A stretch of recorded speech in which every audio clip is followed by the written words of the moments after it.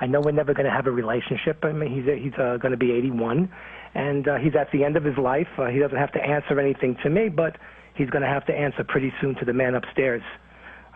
So for what he did to us, or why he tried to sabotage this family, I have no idea. I don't know why he's so angry. You know, Bob, also, I don't know. I mean, 3 weeks ago, I heard him on the Opie and Anthony show. I tuned into that show, and that's on Sirius Radio, so anything goes. You could say any kind of stuff you want to say, curse words. I couldn't believe that my father was so angry, and they loved getting him all riled up like that. He was using profanity and words about women that made me cringe, and I'm far from being a prude. And I couldn't believe that it's come to this point in his life, that it's that bad. He said things about Letterman. He said things about Sinatra. He said things about Joan Rivers, who used to be my boss, because I used to work in promotions for Tribune Entertainment, and Joan was a lovely lady and treated me with respect. And I had a wonderful time over there with Joan Rivers and Geraldo Rivera. And also, he said something very derogatory and filthy about Joy Behar. And I'm a massage therapist. I'm a licensed massage therapist, and I used to work at a 5-star spa in Fifth Avenue in Manhattan. And Joy came in for a massage one time, and I ended up working on Joy. When she came into the room and I worked on her for an hour, we had an hour-long conversation. I told her who I was, and she told me that she was a good friend of my father's, that she'd been out to his house in Las Vegas. And I just told her a little bit about myself. I mean, I didn't write the book or anything at that point in my life. I told her I wanted to write one, but the book hadn't been written at that point. And we just had a nice conversation. She was a lovely lady, and she loved the massage, by the way.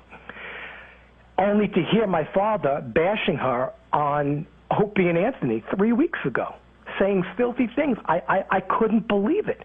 I don't know where all this anger is coming from, and I thought, and my grandmother had thought when she was alive, that my father would eventually humble with age, which he hasn't. He's only gotten worse.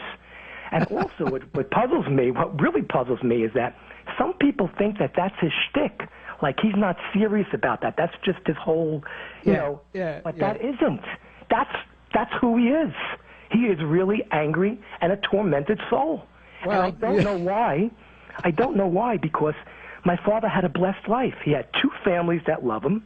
He had a successful career, and he's been a healthy man. What could you want more than that?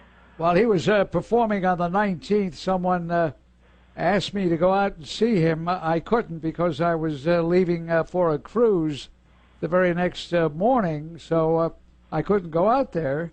Right. But I understand he was doing the same shtick, with the names and the anger. But you said something that I find interesting, because when I was interviewing him in this very studio, I alluded to that before I introduced you. Grace? He was, all of a sudden, he starts screaming at this woman, Grace, and I didn't know who Grace was. I put 2 and 2 together and figured out it must be his sister. Now, what does Grace think about all this? Well, my Aunt Grace is his older sister. So my Aunt Grace, I think, is about 83 years old. She's a very religious woman, and she's tried to, contact my father numerous times and talk with him. I think he was the closest with her because she was closest in age to him. He has 2 other sisters, but they're like 11, 12 years younger than he is.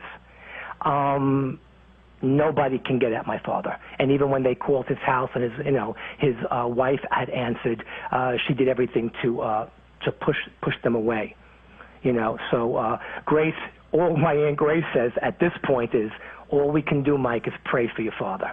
All we can do is pray for him. And that's what I said. I forgive him. My grandmother told me I would have to do it. I have forgiven him. And we pray for him. My Aunt Grace has got everybody down in Florida praying for him. Well, well, what can I say?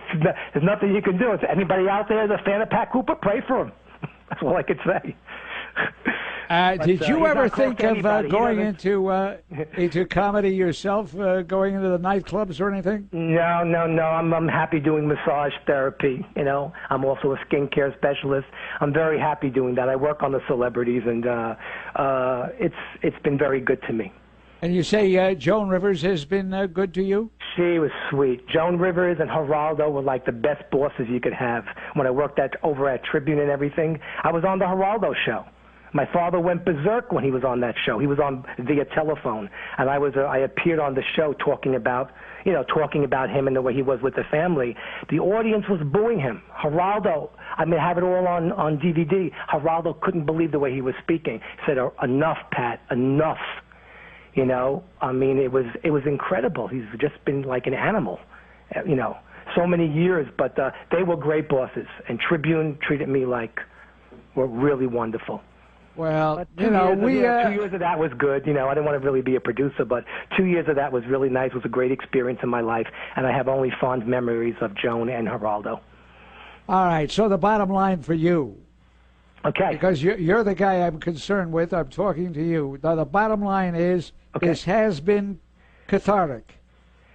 Yes, it has been cathartic. Yes. You don't, for 1 second, regret coming out with this book. Not at all. I only have one regret with the book, Bob. One regret. And that's the fact that my grandmother is not alive to see it, because she'd be very proud of me. I know she's smiling up there in heaven at me, but she'd be very happy to know that I did finally forgive my father. Well, Michael, I want to congratulate you. I'm sure it took a lot of guts to do this. Thank you. At least I really from where I'm appreciate you sitting, having me on. I think. Am I wrong in saying it took a lot of guts to do this? Say again, I'm sorry? Am I wrong in saying it took a lot of guts to do this? No, not at all. There's a lot of blood, sweat, and tears actually at that computer typing that book up for 3 years in a row. Every night, every day, tightening it up and putting it down and going through the memories. Sometimes I'd be crying, sometimes I'd be laughing, sometimes I'd be reminiscing about the good times at Coney Island and the few times I saw my father at the Copa, and the one time he took me for a ride on an airplane when I was a young boy, because I'd never been on a plane. It was those memories my grandmother used to tell me about. Pasquale Caputo, that was her son. When he became Pat Cooper, nobody knows who that is. We don't know who Pat Cooper is, but she certainly knew who Pasquale Caputo was, and that was her son. And her only concern was that he did well, and that he made a living at that, and he was healthy. And that's all we ever wanted for him. All the stuff, him going around saying that we wanted him for this, we want that, I don't know where that comes from. Sometimes it really freaks me out. But it's sad. I would have liked to have had a relationship with my father, but I see now that I'm a middle-aged man, I know that's never going to happen. So I wrote a letter to him. So being I can't tell him in person what my life was like, I'm sure he read the book, and now he knows what he missed. What about your sister? My sister, she has less of contact with my father through the years. I had a couple of times I went to go see my father, but my sister doesn't want anything to do with him. How does she feel about the book? She was very happy. She said to me in the book, and her review of my book was, beautiful book, Mike. Finally, the truth has come out. All right, Michael, I want to congratulate you, and I want to thank you for joining us.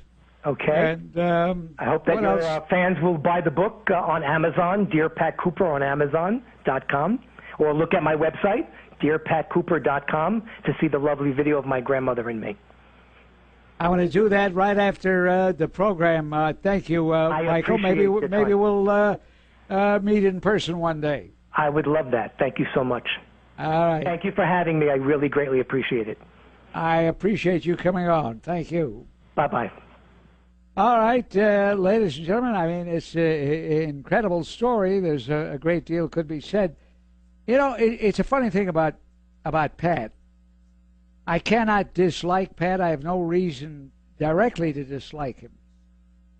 Pat would come in my studio. He'd start screaming, hollering, and I'd fall down laughing. What is there about some people like Pat Cooper, Don Rickles, that they have perfected their anger, they've channeled it in such a way that everybody laughs? Isn't that incredible?